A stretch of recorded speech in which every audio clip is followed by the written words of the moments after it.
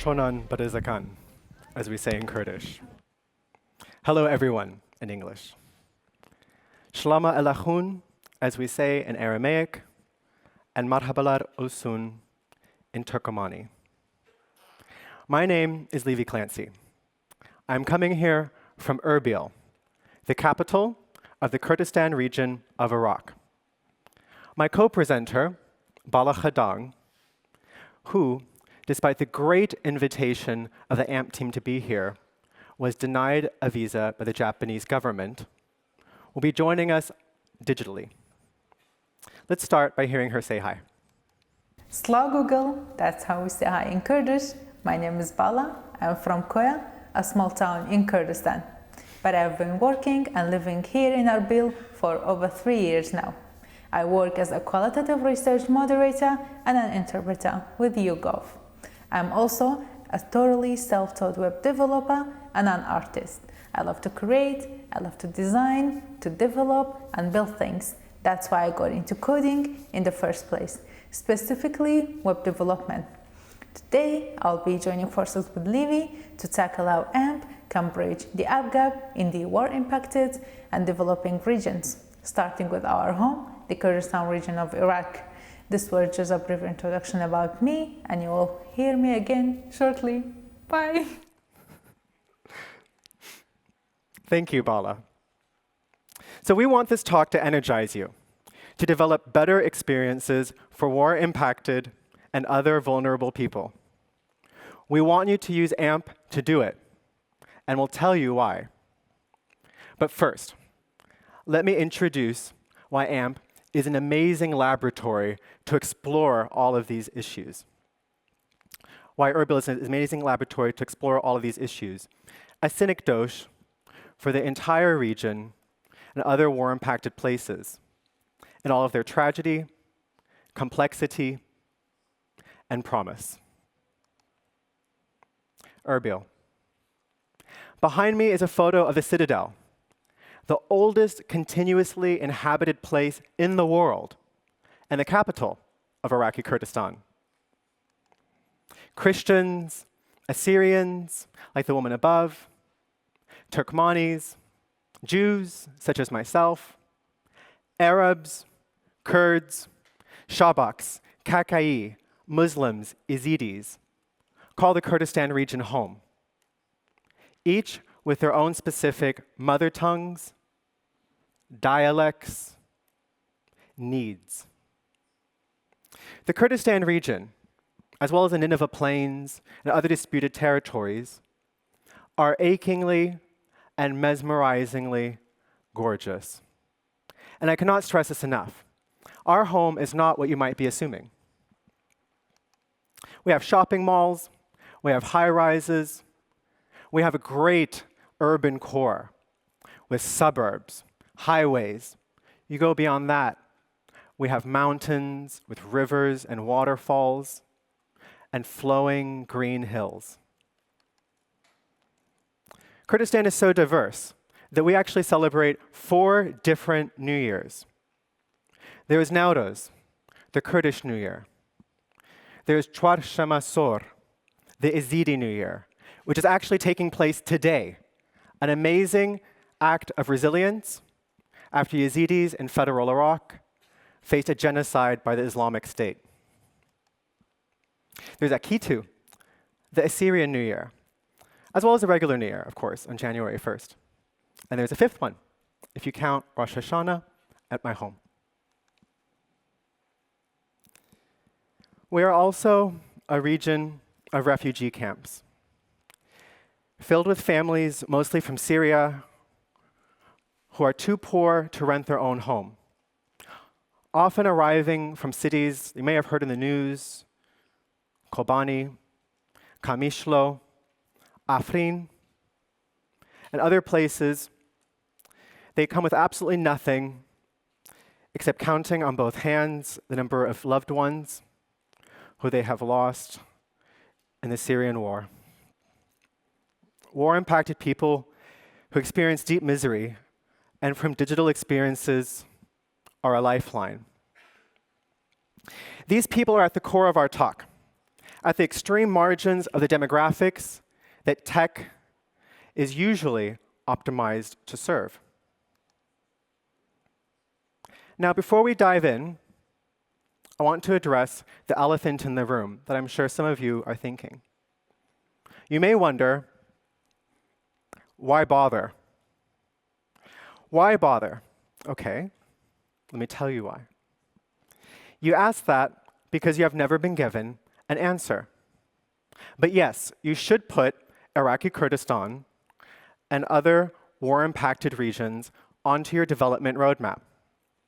Aside from it just being polite, consider, for example, the acquisition of Egyptian ride-sharing app Careem by Uber recently for more than $3 billion.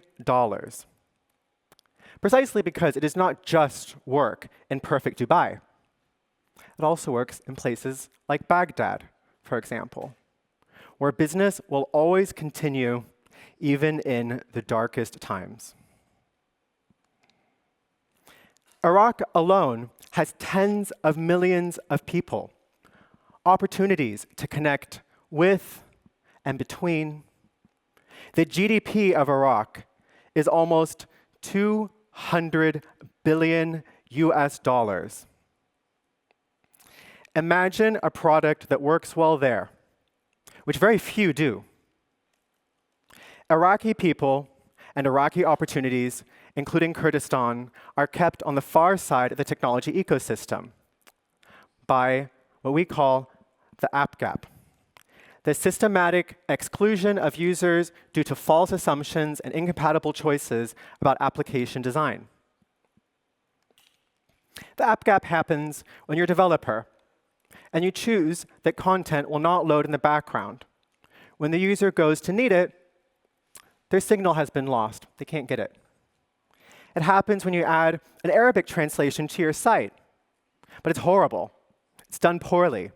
It's difficult to access. And then you just skip Kurdish and Aramaic.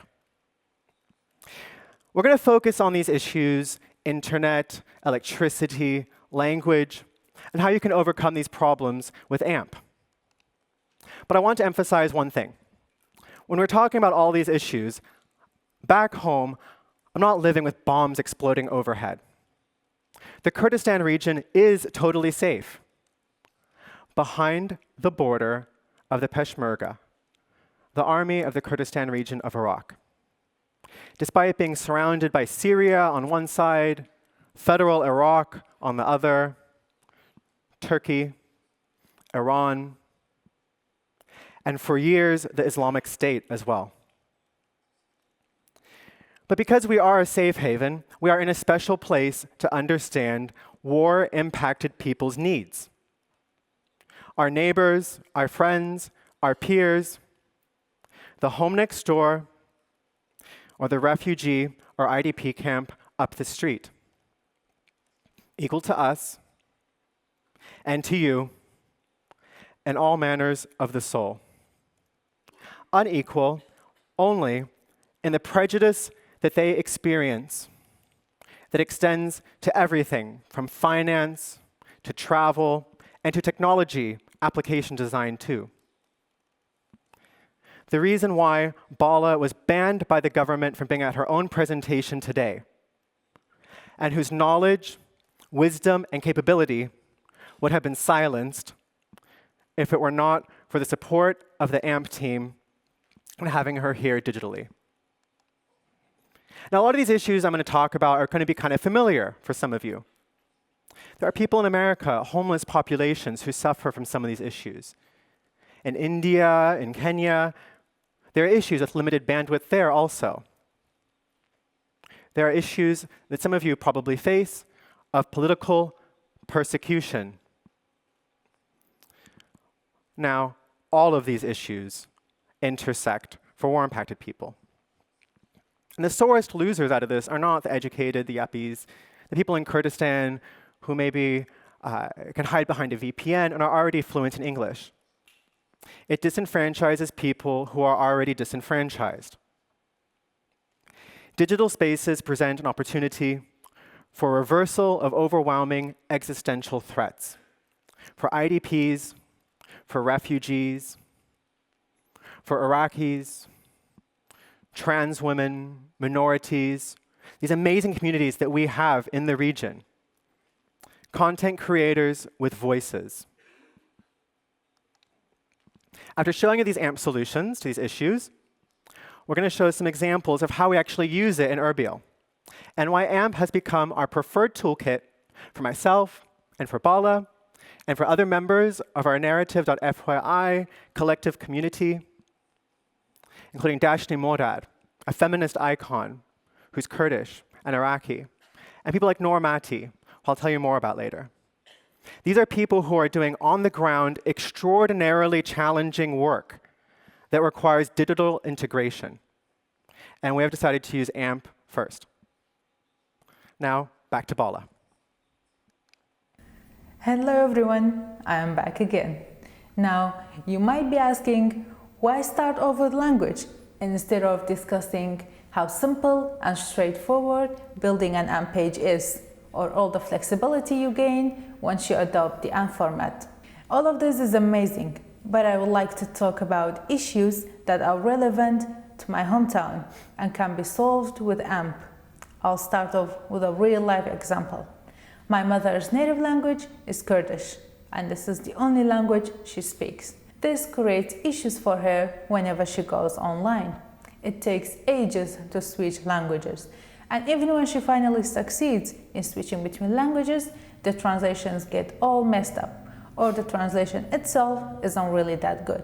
We need to make switching between languages easier and smoother for both users and developers without any distortions of the text or the meaning of the words. One way to do this is by putting all translatable elements in a JSON file, and Levi will talk about that in more detail. So the problem of language switching that Balla described is actually huge, and it's neglected, and it's so obvious. Now, we found a great, easy fix with AMP. So the main thing, as Balla said, is that translations are often unavailable or just bad. And switching languages is difficult or forces a hard refresh. Now, using AMP, you can make an easy JSON file of translatable elements that then loads for the user to swap versions without even needing to reload the page. Now, you may be thinking that sounds really difficult. It's actually a lot easier. You can have all of your navigation copy in one JSON file. It's great for collaboration. You don't have to open your code base to get a translation done. You can even store it in a separate repository. Because it's very neatly organized, you can see if there's anything missing. You can easily run it for quality control. You can add new languages. It's going to look something like this when you have it ready. We're going to load it into an AMP state component, and then we're going to keep that same JSON around as an array, because we have to initialize the initial state. It's going to look like this when it's all loaded. You're going to make some buttons. You can put these in like an AMP light box at the top of the page, however you like. But you're going to make some buttons to switch between the languages. As you can see, it's just an issue of using AMP set state. And the code itself. You're going to have the initial value, then you're going to bind the text.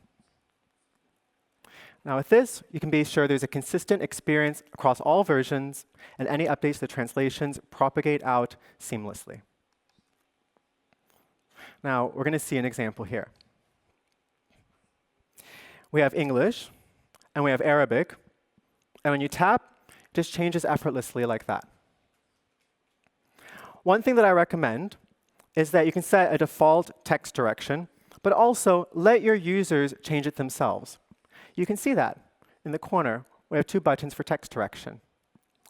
The usefulness of that is that in a lot of places, people use a mix of different scripts and even different languages. You may have some English, some Arabic mixed together, and I have not seen actually any web application or any other type of application that allows users to set their own text direction so easily. But it's very important for legibility. Now, back to Balla. Now, on to the second issue. It's true that world-class internet is now available in the Kurdistan region. But as you can guess, many cannot afford expensive internet services. You won't be able to view photos or watch videos since they will take up so much of your gigabytes, and you will have to refill your balance in just a few days or even a few hours in case you are interested in watching a video that's 4K or an HD video that's only a few minutes long. Purchasing cheap bundles limits your experience to a great extent. Internet access can be so painfully slow that it would take years for a page to load, or it won't load at all. We call this khatikisal, the turtle connection syndrome. Poor loading systematically blocks many IDPs and refugees in particular. Once again, AMP is here to help. It helps us create web applications that are faster to load and are lighter in a sense that they won't use too much of your internet data. Or even with a slower connection, the web pages will still load smoothly and almost instantly. This is all possible since AMP is designed to be a very accessible framework for creating fast-loading mobile web pages. Levi, yalla, show us how. Thank you, Balla. So the key thing here is to design your web page to degrade gracefully. One of our favorite tools for this is AMP list. First of all, with an AMP list, less is sent over extremely limited bandwidth. Your page also can give really solid error messages if something fails to load. A simple request goes out, gets a reply of JSON with the list elements. That's all that's sent over the web after the page loads. This allows major improvements in accessibility in areas where connections drop or lag. And also, the list can automatically check for updates and even concatenate to the end. This example that we're going to show is something we built for folks to easily set up their own CV website, entirely using AMP. It needed a few specific things for the Iraqi context. We fit as much as possible into a single web page to minimize page loads. And then we use AMP list with form inputs inside of it. You can pull one source and propagate many lists. We decided to silo them. You save, the form goes out, and the AMP list reloads with the new content at the origin. And with AMP list, you can even set conditionals. You can check if something changes. You can check if something's missing. And using CSS, we did a really nice little delete function. Save, that's it. This is actually a pretty standard AMP implementation. AMP list is a pretty standard AMP component. So what I want to emphasize is that the impact is major, though, if you use it correctly. It's actually less work, usually, than laying out your context statically with like PHP or Python, et cetera. So use AMP list aggressively, extensively, creatively. Use it for tables, use it for forms, and especially take advantage of meaningful error loading and success messages. So even if your user goes offline, they'll still know that you built your product with them in mind. Now, back to Balla. The third issue on our list is electricity. The Kurdistan region suffers from chronic electricity shortages. Power cuts happen all the time, even in the best places. It would be awesome to resolve electricity issue, but I don't think this is going to happen.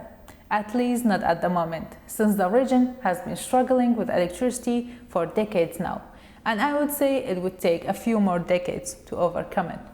Whenever there's a power outage, Wi-Fi signal in the home or office is lost. The worst part is when you are almost done writing an email and the power cut happens. Your precious data that you have been working on for hours can disappear in a matter of seconds. And that's just one part of the issue.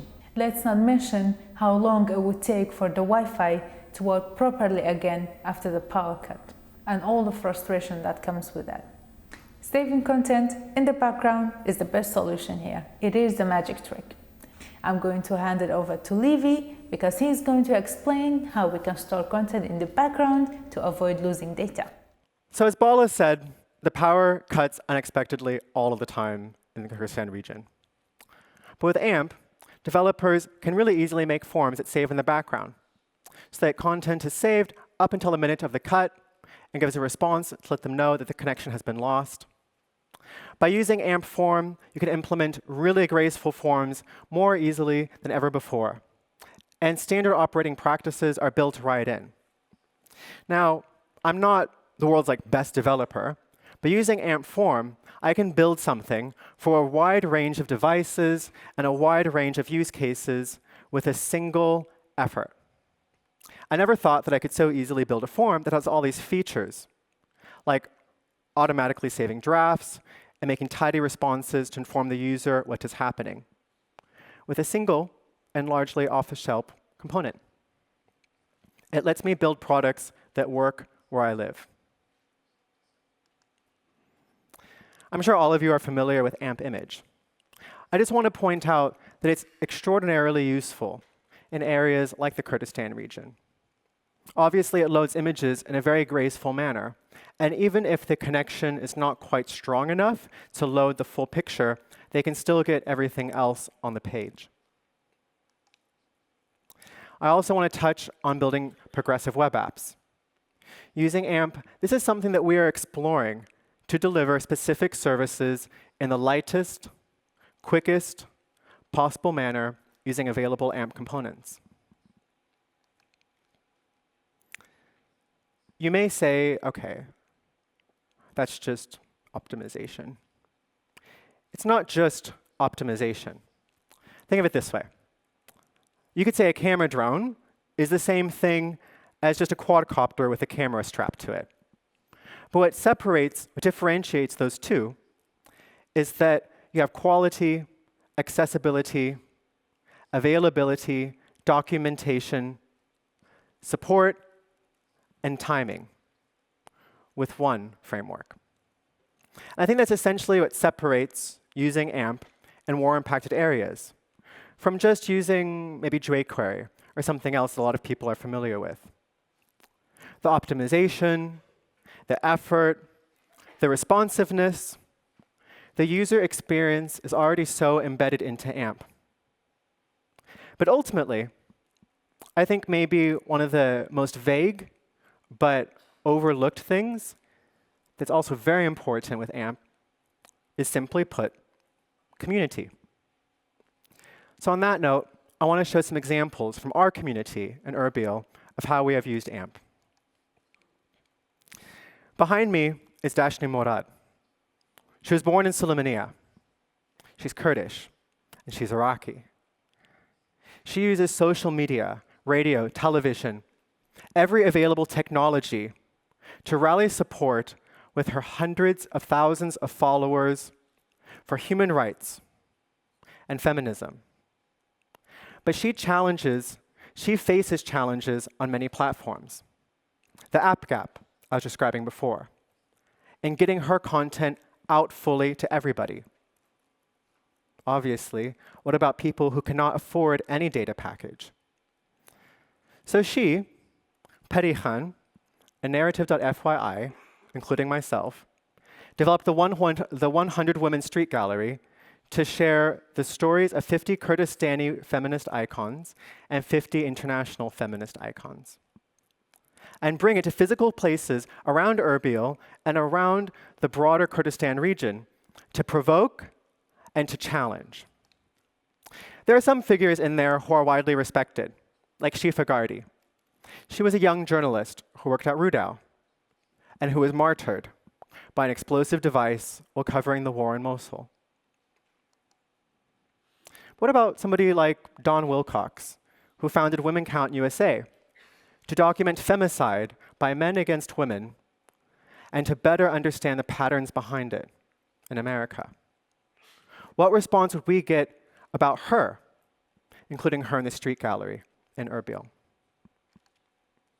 What about Leila Bedir Khan, the first ballet dancer from the Middle East, and a Kurdish woman, who to this day, as in her lifetime, faces backlash for expressing herself as she chooses to through her art? So we were really struggling with this, and we're sitting around talking, and I showed Dashni the AMP website, and I was like, listen, we can use these components, and we can build this really cool app-like experience. what we finally opted to do was to have posters, to have messenger codes. You can scan it with your mobile device, and it pops open a messenger bot that tells you the bio, opens this rich universe of content about these amazing figures. That is available on free basics, even without a data package in Erbil. Then you can tap on that message and open an AMP page that delivers this incredibly app-like experience within Messenger itself. It's really cool integration of different platforms together. You can see here the final artwork on display yesterday, actually. It just launched yesterday. You can see the women, the names, you can see the messenger codes in the upper corner. We could share content that was really rising and controversial, challenging. We had a great turnout at the opening reception. Content that is really challenging, but within the safer cultural context of a digital space using AMP. Normati is a radio and television host in Erbil for Babylon Media. He is a Syrian, and he pretty much runs almost all of the Shlama Foundation's efforts to empower and to support the resilience and survival of Assyrian villages and towns in Kurdistan and the Nineveh Plains and Iraq. He's been developing a database for years of Assyrian, Chaldean, Syriac villages in Iraq. So we were talking, and by showing him about AMP components, we have decided to migrate his database over to AMP. It's going to be both for visitors, the public can access it more easily. And it's also going to be for administrators. So by using these AMP features that we spoke about earlier, they can do data entry directly right there in the field, even in challenging network and electrical conditions. But it's not just about people who are creating things, it's about users.